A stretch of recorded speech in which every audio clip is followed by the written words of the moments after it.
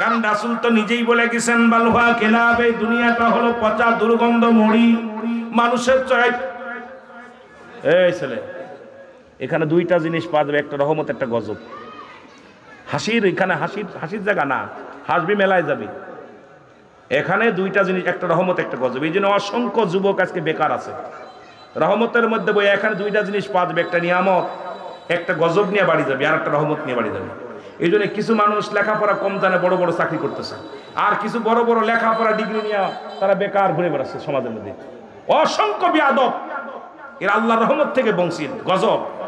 এই জন্য যেখানে চোখের পানি ফেলবা সবাই বইয়া বইয়া, জান্নাতের বাগানে বইয়া, এই ভাই পা টানটানি করে বসেন, ভালো করে বসেন, আদব বসবেন। আদবে বসার সঙ্গে আদবের বসার আদব 3 প্রকার সুন্নাত। এক হাঁটু উঠাইয়া লিখার সময়, 2 হাঁটু ফেলাইয়া নামাজের সময়, 2 হাঁটু উঠাইয়া খাওয়ার সময়। খাই তো বাবু মাইরা হিন্দুদের মতো বয়া বয়া। এই জন্য সবারই পেটটা বড় হচ্ছে, আমারটা হয়েছে, কথা বুঝেননি? পেটটা বড় হওয়ার কারণ কি? রাসূল সেইগুলো রাসূলের যে সুন্নাত গুলো রেখে গেছে, 3 প্রকার সুন্নাত। কয় প্রকার? এই বসার আদব কয় প্রকার সুন্নাত? জোরে বলেন না, কয় প্রকার? 2-3 প্রকার। 1 হাঁটু উঠাইয়া লিখার সময়, যখন মাটিতে বসে লিখবেন 1 হাঁটু উঠাবেন। 2 হাঁটু উঠাইয়া খাওয়ার সময় 2 হাঁটু উঠাইবেন। উঠাইয়া বসবেন, দেখবেন পেটে চাপ লাগবে অল্প খাবারে, তখন আপনার পেটে 3 ভাগের 1 ভাগ পানি, 1 ভাগ খালি, 1 ভাগ খানা। তখন আপনি দেখবেন ওই পেটের ভিতরে কোনো অসুস্থ রোগ হবে না, গ্যাস হবে না। কিন্তু আমরা তো গ্যাসের বড়ি প্রতিনিয়ত খাইতেছি, কারণ রাসূল যে নিয়মগুলো রেখে গেছে। এরপরে 2 হাঁটু ফেলায় নামাজের সময়, নামাজ যখন পড়বেন। কিন্তু আমাদের বসার নাই, মসজিদে যায় দেখি কুকুরের মতো বসে কিছু লোক। কুকুর দেখছেন, 2 হাত 2 পা দিয়েই ফেলি, একদম কুকুরের মতো বসে। এটা কুকুরে যেমন বসে। আমি সেদিন গতকাল জুম্মায় নামাজ পড়তে যায়, হঠাৎ করে দেখি সব প্রায় মুসল্লি বসেছে। ইমাম সাহেবের ডাক দিলাম যে হুজুর, তা কয় ভাই আমি তো এর আগে ওয়াজ করছি, শোনে না। আমি কাই হাই, এ কেমনে বসা? 2 পা 2 দিক দিয়ে একদম এরম বসে আছে। এ কোন আদব? মুসলমানের ভিতরে এগুলো নাই। হিন্দুদের ভিতরে যে আদবগুলো রাসূল যেগুলো রেখে গেছেন, কথাগুলো বলে দিছে, এগুলো আমাদের ওয়াজের ময়দানও বলার দরকার। কিন্তু এই ওয়াজগুলো বললে অনেকের হাসির পাত্র হয়ে যায়। কি অবস্থা? আপনাদের নোয়াখালী এক বক্তা ওয়াজ করছে পাশে, আপনাদের তো নোয়াখালী না, চাঁদপুরের মানুষ। নোয়াখালী এক বক্তা ওয়াজ করছে যে পৃথিবীর সব, বাংলাদেশের সবচেয়ে কেলা, সবচেয়ে বদমাইশ যে নারী তসলিমা নাসরিন। নাম কি? কথা কন না কেন? হুজুর সাক্ষী আছে, ওয়াজটা দেখবেন, মিডিয়ায় দেখবেন। ও বলছে আমার এই বদমাইশটার কথা হইনি আমার খুব রাগ হয়েছে মেজাজটা।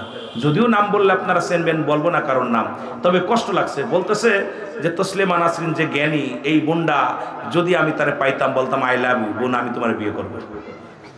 কোন ওয়াজের ময়দানে তসলিমা নাসরিনের মতো জ্ঞানী সবচেয়ে, যিনি বলছে পুরুষ যদি রেপ করতে পারে আমরা কেন করতে পারি, পুরুষ যদি 2-4টা বিয়ে করতে পারে আমরা কেন করতে পারি, পুরুষ যদি এক কাপড়ে থাকতে পারে আমরা কেন পারবো না, আমাদের কাপড় লাগবে না। সেই মহিলাকে যদি একজন বক্তা এসে বলে যে আমি ওরে বিয়ে করবো, কোন দিয়ে এই দেশে ওয়াজ করবো, কোথায় ওয়াজ করবো? আপনাদের কি বুঝাইবো? আপনাদেরকে নিয়ে আসেন, বক্তা নিয়ে আসেন দাওয়াত করে, আইয়া কোন জায়গা বিয়ে করবো, কারে দেখলে সব হবে, ওর দিকে একটু তাকাও, ওরে বিয়ে করো, এগুলোর জন্য তো ডাকেন নাই। এই জন্য আমাদের সচেতন হতে হবে। যারা আমাদের শ্রোতা আছে এরা যদি সচেতন হয়, এদের সামনে উদ্ভাট কথা বলে চাইতে পারবে না কেউ। জোরে বলেন ঠিক কিনা? ভাষা বোঝেন আমার মাগুরার ভাষা আর আপনাদের ভাষা এক না। যদিও আপনাদের আঞ্চলিক ভাষায় আমি আপনার বুঝি না, আপনার কথা বললে আমার ভাষা আপনার ভাষা এক হবে না। এক দেশের গালি এক দেশের বলি। আপনারা শুনছেন ওয়াজটা? আমি মিথ্যা বলছি? যদি এই ছেলেরা দেখবি কথাগুলো ভালো করে লিখে নিবি যে রুল আমিন মিথ্যা বলছে নাকি। কেমনে বললো যে এই বোন বড় জ্ঞানী মানুষ, এই আমার কাছে খুব ভালো লাগে, এ খুব জ্ঞানী মানুষ, ভালো মানুষ। এরা যদি পাইতাম, পাইলে সরাসরি পাইলে আই লাভ ইউ পেতাম। কারণ এই যুবকদের আমি কি শিখাই? এই যুবকগুলোর যদি এই কথা আমি মুগ্ধে বলি, আমার যুব সমাজ নষ্ট হয়ে যাবে। আমার ভাইয়েরা, আমার বন্ধুরা, আমার যে কথা বলতেছিলাম, মুসলিম মিল্লাতের ঈদ হলো 5টা। কয়টা? জোরে বলেন কয়টা? জোরে বলেন কয়টা? আপনারা এতদিন জানেন 2টা ঈদ, একটা হলো ঈদুল ফিতর, আর একটা হলো ঈদুল আযহা। মুসলিম মিল্লাতের ঈদ হলো 5টা। এর মধ্যে 1 নাম্বার ঈদের নাম হলো ঈদে মিলাদুন নবী সাল্লাল্লাহু আলাইহি ওয়াসাল্লাম। 2 নাম্বার ঈদের নাম হলো ঈদুল ফিতর। 3 নাম্বার ঈদের নাম হলো ঈদুল আযহা। 4 নাম্বার ঈদের নাম হলো, মুসলমান শুনে নাও, 4 নাম্বার হলো ইয়াউমুল জুম্মা। গতকালকে গেছে, জোরে বলেন ঠিক কিনা? কথা কয় না? গতকালকে গেছে, আজকে ইয়াউমুস সাফে, শনিবার।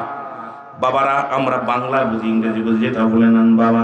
এবার আর একটা ঈদের নাম হলো আরাফাতের ময়দান। এই মুসলিম মিল্লাতের 5টা ঈদের 1 নাম্বার ঈদের নাম হলো, যেহেতু আপনি মুসলমান, যেহেতু আপনি মুমিন, 1 নাম্বার ঈদের নাম হলো ঈদে মিলাদুন নবী সাল্লাল্লাহু আলাইহি ওয়াসাল্লাম। আমিন বলেন, আমিন বলেন। এখন রাসূলকে পেয়ে খুশি না বেজার আপনারা? জোরে বলেন খুশি না বেজার? আর একটু জোরে বলেন খুশি না বেজার? এখন একদল রাসূলকে যায় পারা খুশি হয় না, কারা? মক্কা মদিনার ছোট ছোট মাসুম বাচ্চাগুলো খুশি, মদিনার মানুষগুলো খুশি। ও মুসলমান শুনে নাও, যখন রাসূল দুনিয়ায় আসেন না মুসলমান, তখনও যখন শুনছে নবীজি আসবে এই বংশের মধ্যে, আব্দুল্লাহর ওরস থেকে আসবে, তখন আব্দুল্লাহর প্রতি মানুষের শ্রদ্ধা বেড়ে গেছে, ভালোবাসা বেড়ে গেছে। আর নবী যখন দুনিয়ার মধ্যে আগমন করেছে, নবীকে পেয়ে কত খুশি, আসমান খুশি, জমিন খুশি। কিন্তু আমরা নবী বলতেছেন হায়াতি খায়রুল লাকুম, আমার নবী বলেন হায়াতির জিন্দেগিটা, আমার হায়াতের জিন্দেগিটা উম্মতের জন্য কল্যাণ স্বরূপ। এখন আমরা, আমার নবী আসছে, শরিয়াত, তরিকত, হাকিকত, মারিফাত, আমার নবীজি কেমনে তোমরা সংসার করবা, কেমনে তোমরা ব্যবসা বাণিজ্য করবা, কেমনে তোমরা জীবন যাপন করবা, কেমনে কি করবা, এটা শিক্ষা দেওয়ার জন্য আল্লাহ রাব্বুল আলামিন সর্বশেষে নবীকুলের সম্রাট বানাইয়া রাহমাতাল লিল আলামিনকে আমাদের মাঝে প্রেরণ করেছে। আমরা যদি বেজার হই তাহলে আমাদের কপাল বন্ধ, জোরে বলেন ঠিক কিনা? নবী বলেন হায়াতি খায়রুল লাকুম। এই আলেম ওলামা গভীর মনোযোগ। রাসূল বলে আমার উম্মতেরা, আমি নবী দুনিয়ার মধ্যে আগমন করেছি, উম্মতের সঙ্গে চলাফেরা করেছি, উম্মতের সঙ্গে কথাবার্তা বলেছি, বলতে ফিরে এই জন্য আমার উম্মতের জীবনটা ধন্য। সুবহানাল্লাহ বলেন। আর একটু জোরে বলেন। এখন সেই নবীকে নিয়ে যারা কটত্ব করে, কয় নবীজি রাখাল ছিল, নাউজুবিল্লাহ বলেন না। নবী রাখালের 3টা ভেষ, আলেম ওলামা আছেন মালাকি হকে বসেই 3টা সূরত আমার নবীর ভিতরে ছিল। এবার আমার নবীজি কোন ভেষটা বোঝে না যারা, শুনে নাও। আমার নবী বলতে যারা বলে কাউবয়, আমি কারোর নাম বলতে চাই না, শুনে নাও। তবে কথাগুলো চিরন্তর সত্য, যুবকগুলো আমাদের জানতে হবে। কাউবয় গরু রাখাল আসলে তৎকালীন জামানায় মক্কা মদিনায় এত গরু ছিল না, গরু সংখ্যা ছিল কম। ওই জমিনের মধ্যে বেশি ছিল মুসলমান উর্দুম বা বেকরা বকরি মুসলমান, যেগুলো তৎকালীন জামানার মধ্যে ছিল। এখনো মক্কা মদিনায় মুসলমান গরু নাই বললেই চলে, জোরে বলেন ঠিক কিনা? এখন নবীজি রাখালিয়ার বেশে যদি বলছি, বাবা মনে নাও আমার নবী কেন রাখাল ছিল, এটাও আমার আপনার জন্য। এখন আমি যদি রাখাল বলি, আব্বা ভ্যান চালাইছে আমার জন্য, আব্বা রিক্সা চালাইছে আমার জন্য, আব্বা যদি চালাই বানশির বাড়ি কাজ করেছে সন্তানকে লালন পালন করার জন্য। এখন আব্বারে যদি বলি তুই রাখাল, তুই ভ্যান চালক, তুই রিক্সা চালক, আব্বা বড় কষ্ট পাবে। কার জন্য আব্বা করেছে? আব্বা তো করেছে আপনার আমার জন্য। আপনার বাবা তো কর্মচারী ছিলেন আপনার আমার জন্য। মানুষের বাড়ি কাজ করেছে আপনার আমার জন্য। বিদেশে ভ্রমণ করেছে আপনার আমার জন্য।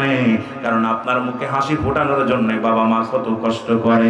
রাহমাতুল লিল আলামিন উম্মতের বোঝানোর জন্য আমার নবী মাটি কাটছে, মাটি টানছে, বকরি চড়াইছে।